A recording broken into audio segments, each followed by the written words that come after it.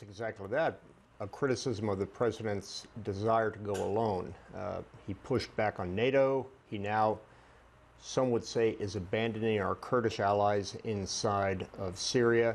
But Jim Mattis has always been this way. He has always believed that alliances are important, and it had nothing to do with today. He's always felt that way. It is remarkable that he felt necessary to put that in his resignation letter, though. The timing of this obviously follows President Trump's announcement that the U.S. would be pulling troops out of Syria.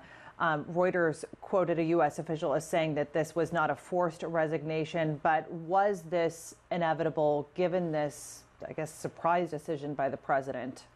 Well, after the midterms, it's typical that you have a change in cabinet leadership and other significant leadership. We've seen that with John Kelly, the chief of staff, Ryan Zinke now leaving. But this isn't just one of those standard resignations. This one is clearly timed because of the frustration of Jim Mattis over the situation and the decisions made on Syria. For all intents and purposes, it looks like he was fed up and ready to leave because of that. What impact does this have? Because, again, there are also reports that Trump is now considering to be reducing troops in Afghanistan by a significant margin. Well, I think those are two different situations. The impact of Jim Mattis stepping down, well, he's not going to step down until February. And if I know General Mattis at all, I know that he is going to make that an extraordinarily smooth transition. So in terms of running the department or military operations, they will continue unfettered.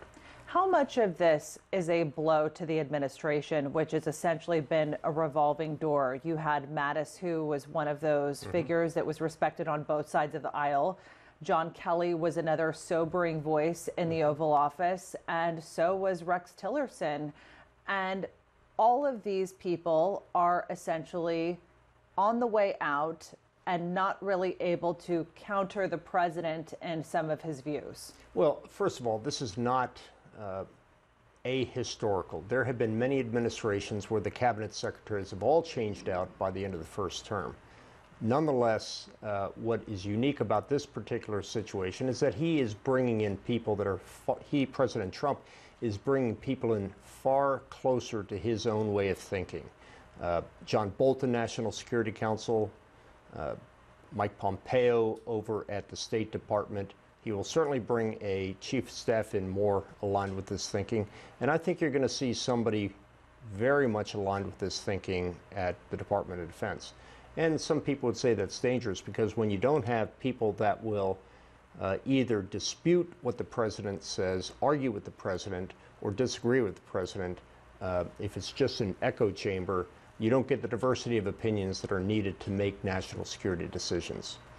When we talk about someone who is aligned with the president's thinking, what does that look like, and how does that play out on a battlefield like Syria? Well, I think it's 2 points. Number one, he is neo-isolationist. He wants to come back to the United States. He wants to bring the troops back. He has said many times, why are we spending all this money on the wars? On the other hand, he's very, very conservative in terms of how he's pushing back on Iran, how he's pushing back on China. So you have somebody who's conservative but isolationist, and that's not a combination that we've seen before. All right. General Mark Kimmett, thanks so much for being with us. Appreciate it.